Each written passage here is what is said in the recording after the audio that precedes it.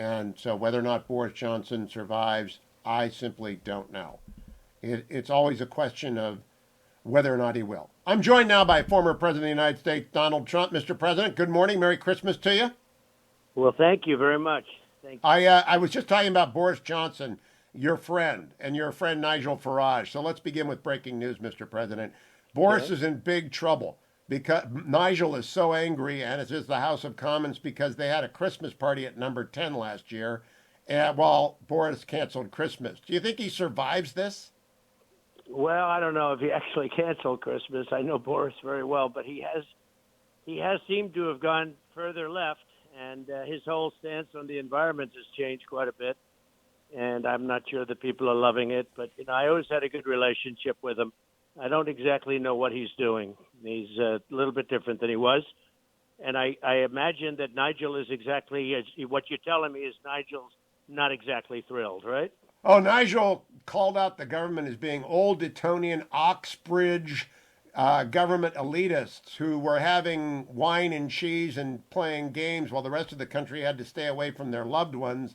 Oh, I've never heard Nigel that angry at Boris. Well, he's very upset with Boris on the environment and what's happening with respect to environmental things. And certainly Boris has changed on that. But, what am I going to do? It's one of the few cases I get along with both of them. I Okay. get along with both of them. Maybe I'll keep it that way for a little while. But, there is a change. There's no question about it. Let me ask you about Sidney Powell. The Washington Post yesterday reported that she raised more than $14 million on the election litigation. Did you know about that? No, she didn't work for me. She was a lawyer that was representing General Flynn and some others, and she never officially. Now, she was on our side from the standpoint, I guess, from the standpoint of what she was doing, but she didn't work for me as per se. She worked for General Flynn and others, and I disagree with some of the things that she's doing and some of the statements that she made, as you know. Yes. But I didn't see the story, no. Okay. Last night at a Christmas book party that Keith Kroc, who worked for you at State Department, gave for Stan McChrystal, a fellow named Len Kodakovsky, who I know very well, he worked for you at State, loves you, came up to me and said, we were talking, I said, I'm going to interview the president tomorrow. Said, tell him not only is he the best president ever for Israel, he's the best president for Christmas. He saved Christmas. What do you think about that? Well, he's a good man. It's true, though. When I was running 2016, Christmas was like, you couldn't say the word. I said the word, and I said we're going to bring back Christmas, and we're going to be saying Christmas. And department stores weren't using it in ads. Little things like they'd show snow and they'd show a red wall, but they wouldn't say Merry Christmas. And I think we brought it all the way back, and we can do it with other things. I look at what's happening, and this whole female athlete thing is a very big deal too. I see that a swimming record, was broken by 18 seconds. Another one was broken by 38 seconds. Okay, you know what 38 seconds is, right? Yep. And we have to bring back the female athlete. This is just crazy what's going on. These records, one record held up for many, many years, and, if they break it by 1/8 of a second, it's a lot. You don't break it by like 36 seconds and 18 seconds. It's ridiculous. Only Bob Beamon in the long jump, if you remember that. Bob Beamon shattered. That was a big one. Yeah, he's about it. But Yeah. even that wasn't relatively like this. No, it wasn't. Crazy. No, it wasn't. I look forward to seeing what happens with respect to the weightlifting records. Yeah. That'll be interesting. Now, you have a book coming out, Mr. President, Our Journey Together, which is available at the number 45books.com. I had not heard about that until I called you up to ask you to come on, and your team sent me a note about this. What is Our Journey Together about? So it's a book of pictures largely with statements, but a book of pictures. And I did it at the request of some because we had a great presidency, even though we were surrounded by maniacs that were looking to do damage. But we had a great presidency in terms of what we rebuilt the military. We cut taxes more than, the biggest tax cut in history, as you know, biggest regulation cuts in history. What we've done was just amazing. And it was in many ways, it was a great time. It was a nasty time because the Democrats are absolutely crazed. 2 impeachment hoaxes. You look at the Mueller witch hunt, we went through so much, and yet we got more done than virtually anybody. I mean, just take a look at what we did. And we had a tremendous foreign policy. You didn't have planes flying over Taiwan, and he understood that. You didn't have planes, bombers flying over Taiwan. You didn't have what's happening on Ukraine. You didn't have this. I mean, this looks like it's very serious stuff. They don't respect us anymore. And then when you add in the worst, in my opinion, the most embarrassing moment in the history of our country, which is the withdrawal from the way they did the withdrawal from, Afghanistan. I've never seen anything in all the years I've been doing this stuff, and I've been watching it just like you have, and I've been involved with it as you are. I've never seen anything worse than or more embarrassing than what we did with Afghanistan. We lost soldiers. By the way, many, many very severely wounded that nobody even talks about. We left hostages. We left American citizens behind. We left $85 billion worth of brand new, beautiful equipment, much of it behind. I've never seen anything like it in my life. And I had that so perfect. Every screw, every nail, every bolt was going to be taken out. Every tank, we were taking everything. We were even taking down the hangars. And we were keeping Bagram, not because of Afghanistan. You know, it was billions of dollars to build it. We were keeping it because it's 1 hour from the Chinese nuclear plant. That's where they make their nuclear weapons. Can you imagine? Mr. President, that brings me, there are two other books out I want to talk about. Mark Meadows, your chief of staff, and my friend and your friend, has a new book out in which he writes, it just came out yesterday, in the last year of the Trump administration, it was Ambassador Robert O'Brien who would step in when Secretary of Defense Mark Esper went AWOL. He says he went scuba diving. You couldn't find him. And that quote, Esper was effective at making small decisions on canceling clergy in California or authorizing the latest woke training material, but when it came to critical decisions that affected our national security, it was Robert O'Brien whom I relied on. Close quote. Secretary Esper has a book coming out in May. I haven't seen that yet. Is Mark Meadows right about Secretary Esper being AWOL and you having to rely on Robert O'Brien? Yeah, he was recommended by some people. He was a very ineffective guy. He'd send letters out to the military talking about their rights. These are soldiers that you don't talk about rights. You want to have soldiers prepared to fight. He was not effective. He was not one of our good ones, I can tell you. We had some great people, and we have some great generals, but not the guys you see on television. But Esper was not. I call him Jesper because he always seemed to say yes. We call him Jesper. No, I was not a fan of Jesper. Well, Meadows credits my friend O'Brien as being the guy you leaned on. That will make Esper mad at O'Brien, I assume. But is that correct?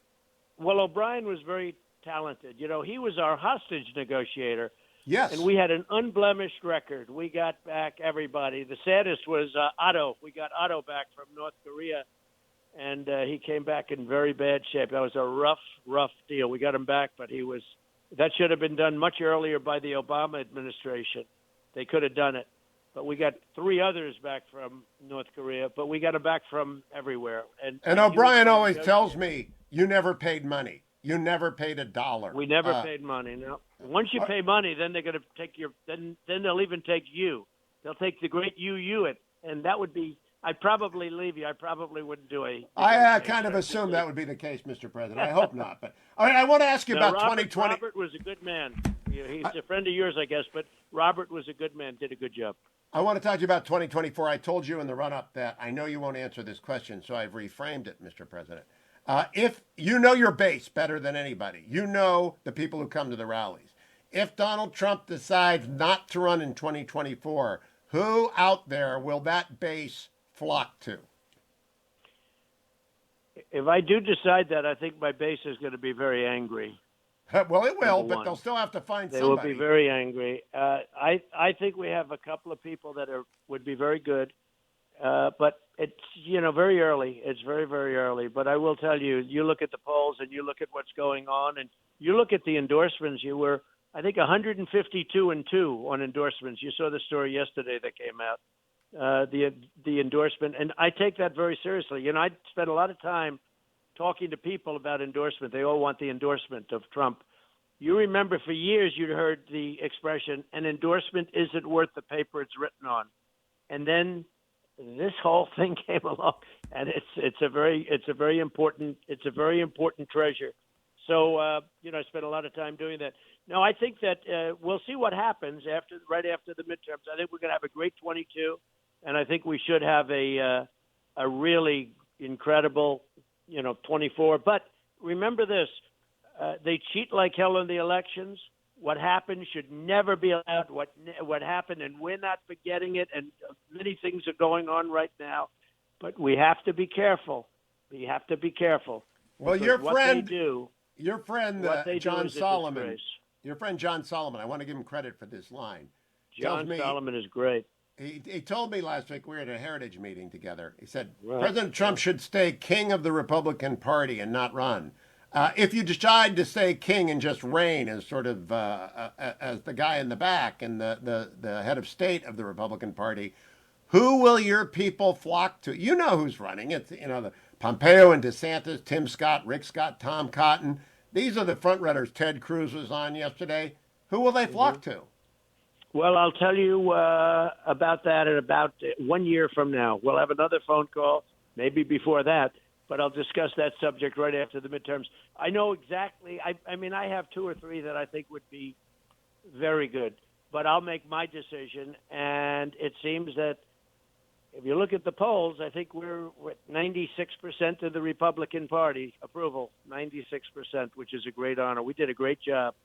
We did a great job for the country. And I have never seen anything like what's happening right now at the borders with that withdrawal from Afghanistan, with the economy, with inflation. Look at inflation. Inflation is going to be eating you alive. Energy prices, we were energy independent, and now we're going begging OPEC, please send us oil. We have no oil. Please send us oil. California just hit $7.75 in certain areas of California. Can you believe it? It was $1.86 when I left. No, I think personally your greatest achievement is probably the Abraham Accords and Operation Warp Speed. But the longest lasting achievement will be the three justices on the Supreme Court. I believe Roe and Casey are going to be overturned because of your appointments to the Supreme Court. Do you agree with that prediction? Well, I think that what I'm reading from certain experts and based on what they just heard last week, a lot of people are saying you're right.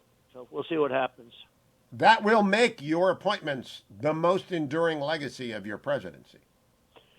Well, I've heard that. Look, I've also appointed almost 300 federal judges. Yes. People don't know that. But I've appointed approximately 30%, some people say about 32% of the judges. And we have great judges. We have some incredible judges, which are very important. I also did the three justices. And it's a very big moment. I mean, we'll see what happens, but some big things are before them right now, as you know better than anybody.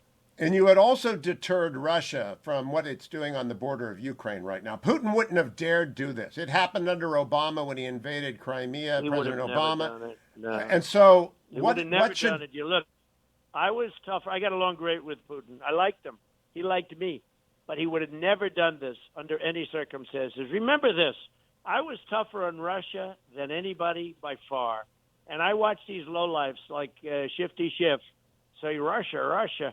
Let me tell you, I did something that nobody would even have thought of. I ended their pipeline, Nord Stream 2. I ended it, the biggest in the world, their most important treasure, and I ended it. Nobody would have done that. And Biden comes in. His son got $3.5 million from the wife of the mayor of Moscow. Biden comes in and he immediately approves it. And then they say, oh, Russia. There was nobody tougher on Russia than me. Nobody. No, I agree with that. I do not know about the Hunter Biden story, so I'm not going to agree with that. But I agree that no one was tougher on Russia than you. Now let's turn to your other quote friend. President Xi is a killer. He's got a genocide going on in China. Should we have anything to do with these Olympics? I know you have to get along with the people that are there when you take office, but it's a genocide, Mr. President.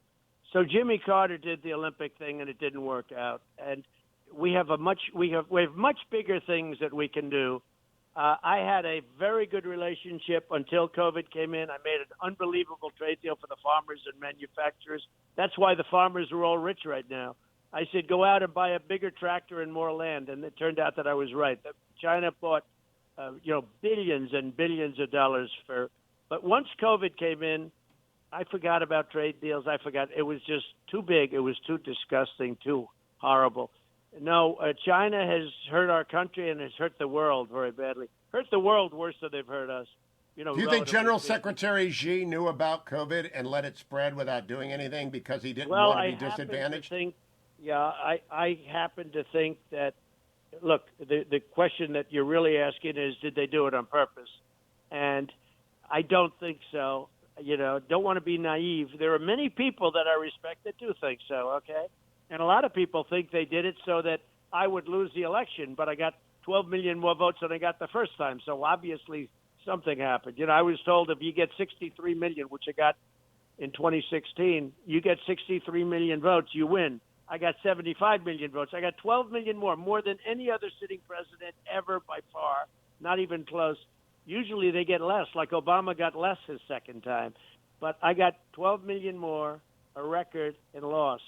And a lot of people think that if he did it for that reason, because of the tariffs and other things. We took in hundreds of billions of dollars from China under me. Prior to me, we never took in 10 cents. Not $1 did we take in. They were ripping us. And, that's in fact, I noticed that the Obama people don't have the economic courage to end the tariffs. They were talking about, we're going to end the tariffs. Well, it's so much money is pouring in on the tariffs, and companies are leaving and coming back to the United States and going other places. Let me understand you, Mr. President. Are you saying that General Secretary Xi may have unleashed the virus, or at least allowed it to spread recklessly because he wanted you to lose? Well, I think there's a theory out there. That's certainly one of many theories, because I was doing very well against China. We rebuilt our military. We did things that nobody thought possible. In that period of time, we rebuilt our military. We created Space Force, which they hate, by the way. They were taking over space. Yes, they do. And they hated everything I did. I got along with them great on a personal. It's like Putin. I get along with him, and I got along with Xi. I got along with all of them. I got along with Kim Jong-un. The ones I didn't get along with were the weak ones. The weak ones I didn't get along with. The tough ones I got along with. You. Someday you'll explain that. But what I did to Russia with the pipeline, and then to hear that, Trump was not strong. I was strong. I sanctioned the most important people in Russia. When these guys came in, they released the sanctions. And look at Iran. I had Iran. They would have made a deal with me in the first week. In the first week, if I had won the election, which I did, they would have made a deal with me in the first week.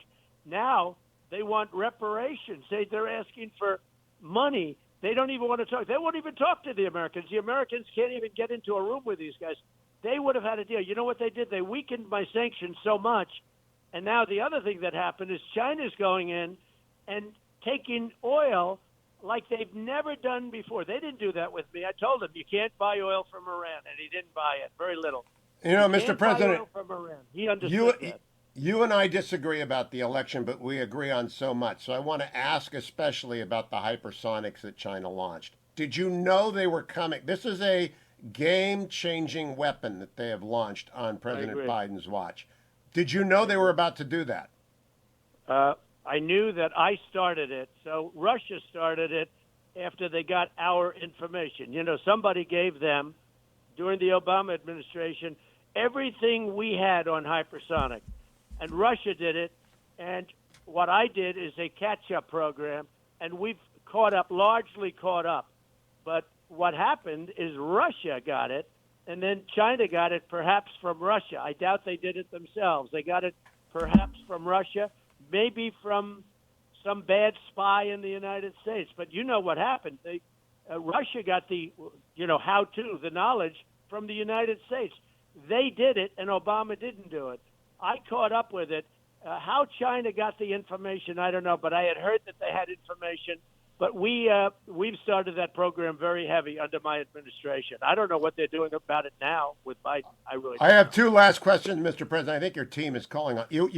I love talking to you, and you're always the best interview in America. Is President Biden or Vice President Harris tough enough to deal with Russia and China?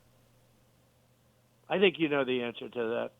And it's not just a question of tough. I know a lot of tough people that are stupid.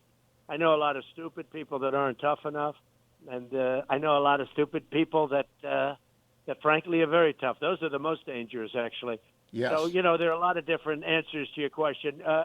When you talk tough, knowledgeable, negotiating ability, I mean, I looked yesterday at the two of them, and I sort of said, this is the Pittsburgh Steelers in their prime playing against your high school football team, because things were given up at that meeting that were terrible. Look, the bottom line is Putin would have never done this with me. He would have never done it. And, they always they don't talk about the real thing that he's afraid of, which is war. He doesn't want war. They talk about, we're going to put sanctions on if they go in. Well, for sanctions, it's worthwhile for him to go in. What kind of a negotiation? They kept saying sanctions. Well, he would love to have sanctions if he could take over Ukraine. He'd take them, and then in 2 years the sanctions come off like they always do, et cetera, et cetera. No, they don't talk. There was nothing scary about that meeting. Putin walked away from that meeting saying, wow, that was nice. Yeah, I'm afraid you're right. I am afraid you're right. Last question, Mr. President, is off topic of the news. When I first interviewed you in 2015, and we've had a lot of these conversations, I'm the only guy that ever asked you about your childhood and your upbringing. You went to Marble Collegiate Church. You heard Norman Vincent Peale. Is that where you would spend Christmas? I mean, what did the Trump family Christmas look like? Norman Vincent Peale was one of the greats, and a man of religion, also one of the great speakers. He could get up and give a sermon, and it was one of the few times you really wanted to stay. You'd say, I wish you'd go on longer. He was fantastic. The Power of Positive Thinking. He wrote a book called The Power of Positive Thinking, which today still has records. It was a fantastic book, and wrote it a long time ago. But it's, there's a lot of truth to it. But Norman Vincent Peale gave the greatest sermons, and that church was packed. I remember I'd go there, not just for Christmas either. You'd go there on a Sunday, and if you didn't know your way around, you couldn't get into the church, or they'd have you sitting out on Fifth Avenue where they'd put screens. He was a great guy. I didn't know that you knew him or listened. I know of him. I've never met him. But was the Trump family Christmas at Marble Collegiate? What was the Trump family Christmas like with your mom and your brothers and sisters? Well, we had Christmas dinners in Queens, and usually we'd go to a midnight service, but we'd have Christmas dinners in Queens, in Jamaica Estates, Queens, and at my parents' house. And it was that went on for a lot of years. It was great. It was a great time. I know you lost your brother. One thing I'd like to bring up sure, is the debt ceiling situation. So Mitch McConnell has the greatest hand, the best. This is such an easy negotiation to kill the Build Back Worse plan, which is going to destroy our country permanently. It's going to change the fabric of our country, what they're doing. Between the Green New Deal stuff, the woke stuff, all of the things that they're doing, the cancel culture, this is going to really hurt our country. And we have a thing called the debt ceiling. And this morning I hear he gave it up. He gave it up for practically nothing. He could have used the debt ceiling card. As an example, he did a couple of things. He gave them a 2-month extension to get their act together, and they got their act together. Good going. Mitch McConnell, when he gave them the 2-month extension, when he allowed them to break up the bill, so they had the infrastructure bill, which is only 11% infrastructure. I call it the unfrastructure bill. When he broke up the bill, it made it much easier for him to get the current one, which is really the destructive one, passed. He could have used the debt ceiling. He gave it up. And just out of curiosity, why didn't he get the wall? Because we had the wall just about complete. Another month, it would have been complete. He should have demanded in the infrastructure bill, when he gave that one up with 19 senators, Republicans, voting for it, a real good victory for the Democrats. He should have demanded at least that they finish the wall. Mr. President, what I don't understand was when Leader McConnell comes on this show, and he does often, he always compliments your judges and your Supreme Court justices. He always says nice things about you. And as a Republican, and as someone who wants to win in 2022, I want everyone to focus on Joe Biden, and this Build Back Better bill is the worst bill I have ever seen. It's $2 trillion of inflation. And you could stop it. And if you don't stop it, that's far more destructive than anything that the debt ceiling can do. The debt ceiling is psychological. This is not psychological. This is fact. This will destroy our country, the fabric of the country as we know it. And it's really at least a $5 trillion bill. I It's not agree. 1.7. It's at least the Wharton School of Finance where I went. Very smart people. They came out, they said it's close to $5 trillion, and I think they're low. I think it's going to be quite a bit higher. You know, what I don't understand, if I go to West Virginia, I can't find anyone who didn't vote for Donald Trump. Why would Joe Manchin vote for this? Have you called him? Well, I know this, that Joe will eventually fold. That's what I know. So Joe's going to fold, and that's going to be that.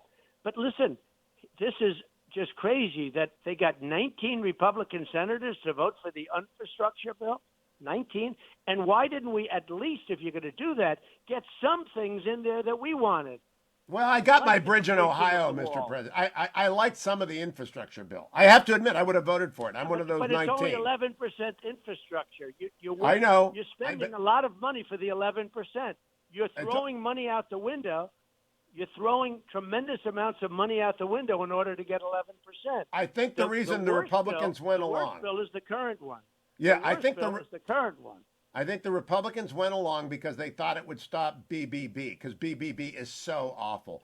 Mr. President, your team is mad at me. By the way, it made it much easier to get, by them approving that, it's just the opposite. It made it much easier for them to get this one approved, which they will be able to do. That's a fair argument. We disagree, but that's a fair argument. Let me conclude by your book again. I'll be right.